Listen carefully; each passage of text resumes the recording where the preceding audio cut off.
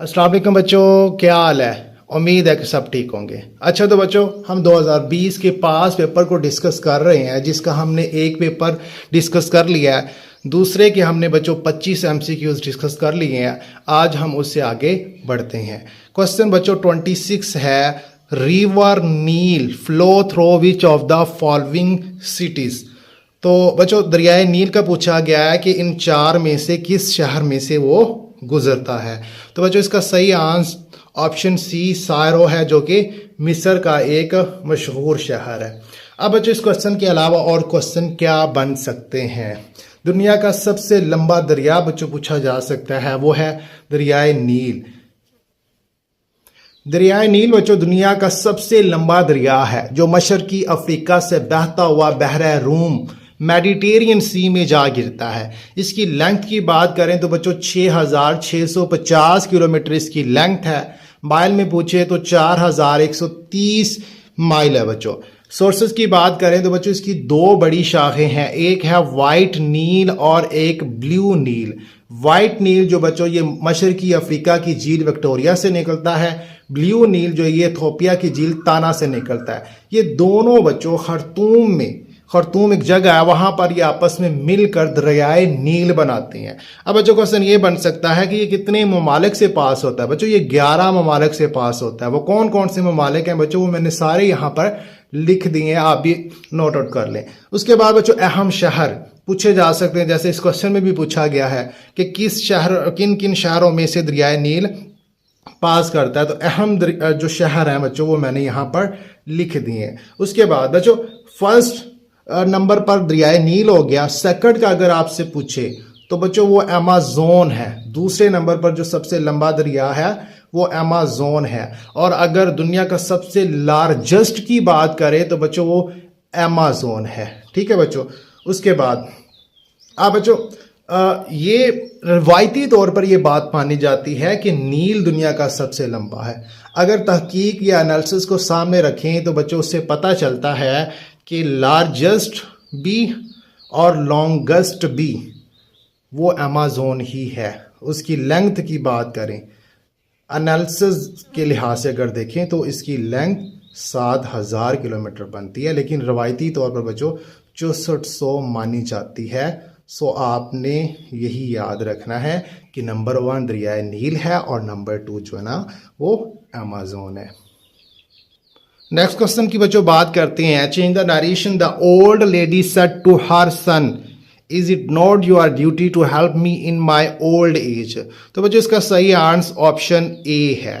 Next question की बात करते हैं बच्चों। What does the phrase putting the chart before the horse mean.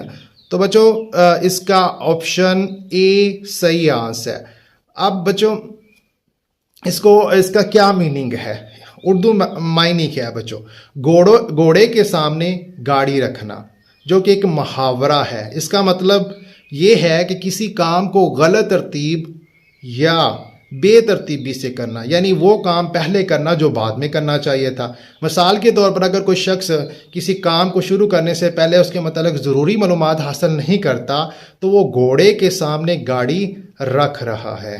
तो बच्चों इसका सही आंसर ऑप्शन ए बनता है, यानी कि किसी चीज़ को रवायती तरतीब के खिलाफ करना। नेक्स्ट क्वेश्चन की बच्चों हम बात करते हैं। In MS Excel 2016 which of the following can be use to split windows into 2। तो बच्चों ऑप्शन ए इसका सही आंसर है। नेक्स्ट क्वेश्चन की बात करते हैं बच्चों। The oldest revealed divine book. बच्चों सबसे पुरानी बुक, जो सबसे पुरानी बुक है उसके बारे में बच्चों पूछा गया है। इन चार में बच्चों तौरात सबसे पुरानी है, जो कि हज़रत मूसा अलैहिस्सलाम पर नाज़िल हुई। नेक्स्ट क्वेश्चन की बात करते हैं बच्चों। Which component of computer is also consider as it heart. तो बच्चों ऑप्शन डी माइक्रो प्रोसेसर। अगर ब्रेन की बात करें, कंप्यूटर का ब्रेन कौन सा है, तो वो फिर CPU है बच्चों। नेक्स्ट क्वेश्चन की बात करते हैं बच्चों। Which was the first gulf state who recognized Israel. पहली बच्चों गुल्फ स्टेट के बारे में हमने बताना है जिसने इसराइल को तस्लीम किया है। तो बच्चों वो सबसे पहली जो थी, अभी तक दो ने तस्लीम किया है। सबसे पहली यूएई कब? 15 सितंबर 2020 को इब्राहिम अक्कड़ के तहत। और दूसरी बच्चों बहरीन है। ये वो कंट्रीज़ है जिन्होंने, ये गल्फ कंट्री हैं जिन्होंने इसराइल को तस्लीम किया हुआ है। नेक्स्ट क्वेश्चन की बच्चों बात करते हैं कि which of the following windows do not have start button. तो बच्चों option C window 8। Next question की बच्चों बात करते हैं 34 to create table of column and rows for statically और mathematical calculation using spreadsheet which software is used. तो बच्चों option A Excel. In the context of Pakistan's political and judicial history, what does PCO stand for? बच्चों PCO का मुखफ़्फ़ पूछा गया है, ये क्या है? तो बच्चों इसका सही answer option B provisional constitutional order. अब बच्चों PCO क्या होता है? बच्चों ये एक कानूनी दस्तावेज होती है जो किसी मुल्क के आइन में सूबों के इंतज़ामी, कानूनी और सियासी मामलात को तरतीब देती है। यह अमूमन एक आइनी या सियासी दस्तावेज होती है जिसके ज़रिए सूबों को मखसूस इख्तियारात और ज़िम्मेदारियाँ तफवीज़ की जाती हैं और उनकी इख्तियारात वफाकी हुकूमत के साथ हम आहंग होते हैं। तो बच्चों पाकिस्तान की तारीख में अगर PCO का इस्तेमाल देखें तो वो सबसे पहले 1990 के बाद मुख्तलिफ सियासी हालात के दौरान मुल्क में आइनी तब्दीलियाँ की गई और ख़ास तौर पर आर्टिकल 58(2)B के तहत एमरजेंसी और गैर मामूली हालात में PCO का इस्तेमाल किया गया था। नेक्स्ट क्वेश्चन की बच्चों हम बात करते हैं choose the correct meaning of the idiom to fish in troubled water. बच्चों इस मुहावरे का मतलब है कि किसी मुश्किल या परेशान कुन सूरत हाल का फ़ायदा उठाना या इसमें अपनी ज़ाती मफाद के लिए कुछ हासिल करना। ये तब इस्तेमाल होता है जब कोई शख्स मुश्किल या गैर मुस्तकम हालात का फ़ायदा उठाकर अपने लिए कुछ हासिल करने की कोशिश करता है, चाहे उससे दूसरों का नुकसान ही क्यों ना हो। मिसाल के तौर पर अगर कोई शख्स किसी कंपनी में बहरान के दौरान अपनी पोजीशन मुस्तकम करने की कोशिश करता है तो हम कह सकते हैं कि वो परेशानी के पानियों में मछली पकड़ने की कोशिश कर रहा है। तो यानी परेशानी के हालात में फ़ायदा उठाना, आसान वर्ड में। तो ऑप्शन ए बच्चों इसका सही आंसर है।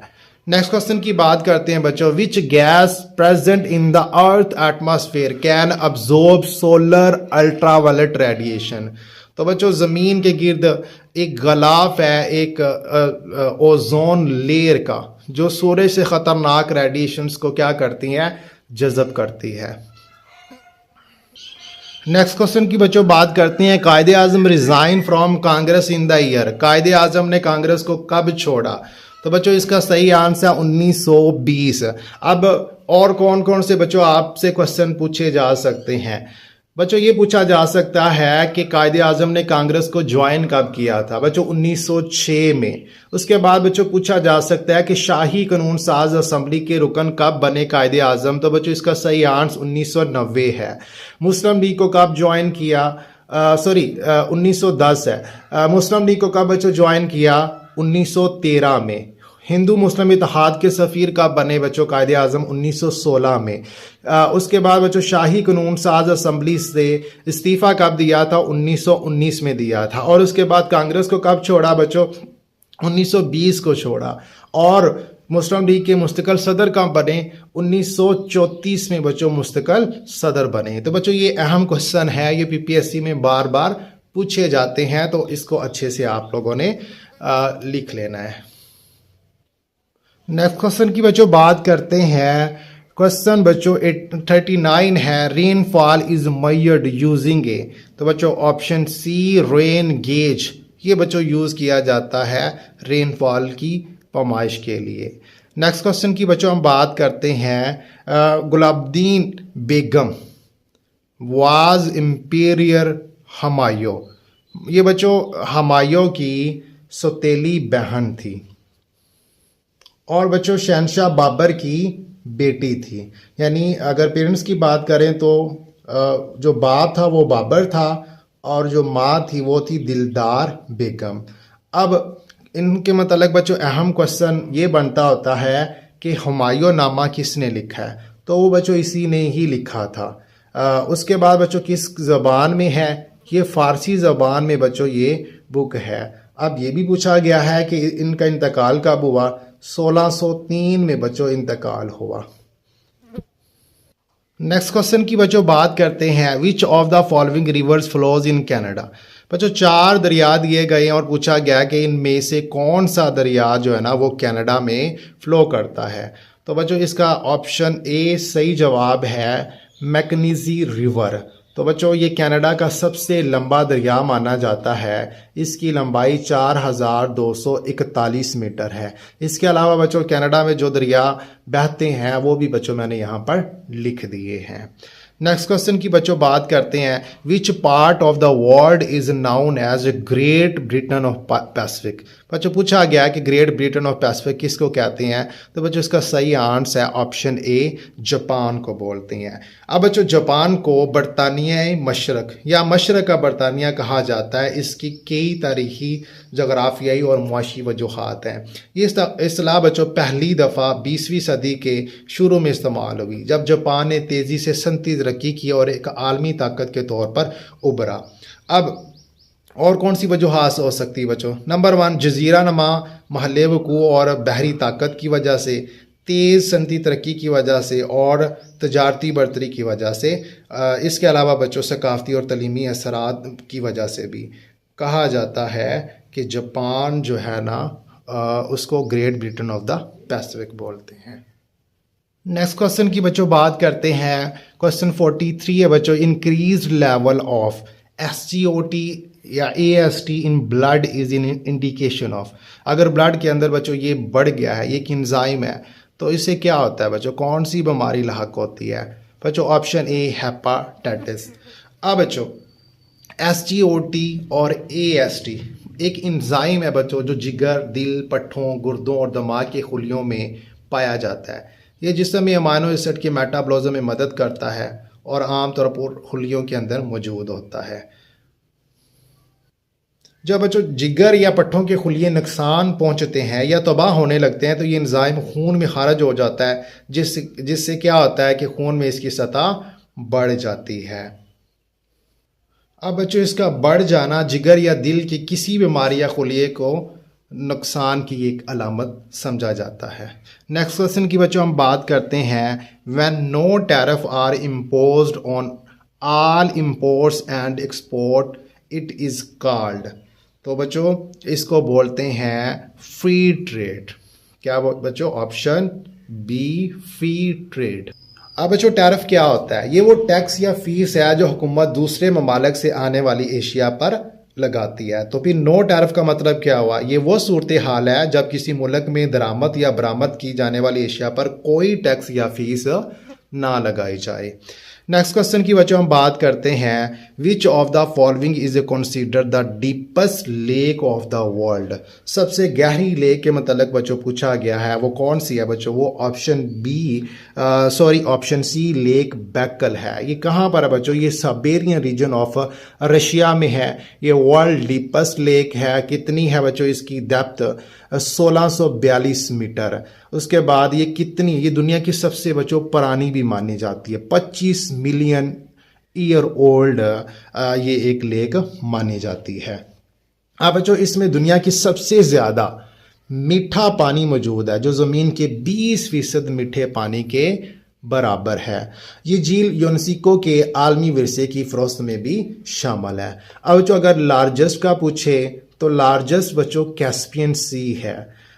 ये झील 5 ममालिक के दरमियान बच्चों वाक़या है, जिसमें रूस है, काज़ाकिस्तान है, तुर्कमेनिस्तान है और आज़रबाईजान है। अब सेकंड लार्जेस्ट की बात करें तो बच्चों वो लेक विक्टोरिया है। ये अफ्रीका में है। ये अफ्रीका की सबसे बड़ी झील भी मानी जाती है। नेक्स्ट क्वेश्चन की बच्चों बात करते हैं, if 1,000 rupees is divided amongst rebel and amna in the proportion of 2:3 respectively, how much will rebel receive?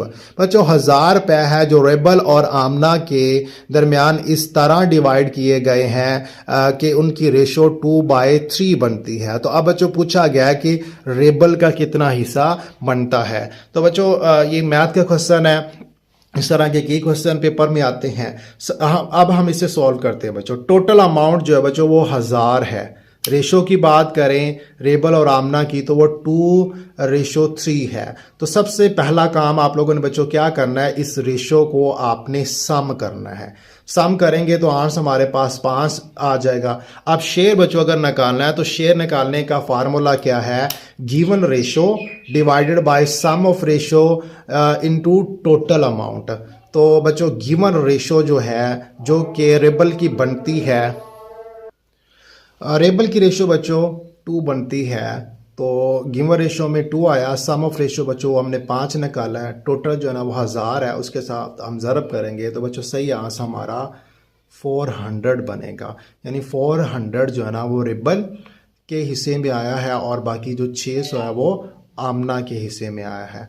अगर बच्चों अगर आमना से वो आमना का पूछता तो गिवन रेशो में 2 की बजाय आप लोगों ने 3 पुट करना था।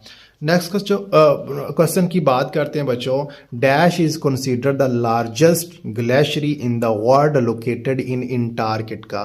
तो बच्चों वो लैम्बर्ट फिशर ग्लेशियरी है, option A. The great book Al Itqan fi Ulum al Quran was composed by. तो बच्चों ये जलालुद्दीन सयूती की ये बुक है जिनका ताल्लुक इजिप्ट से था। Manama is the capital of which Asian country. तो बच्चों इसका सही आंसर है ऑप्शन सी। नेक्स्ट क्वेश्चन बच्चों, due to geo strategic position no peace is possible in Afghanistan without the active support and cooperation of. तो बच्चों जाहिर सी बात है अफगानिस्तान में अमन नहीं आ सकता जब तक पाकिस्तान जो है ना वो सपोर्ट और कोऑपरेशन नहीं करेगा। Thank you very much.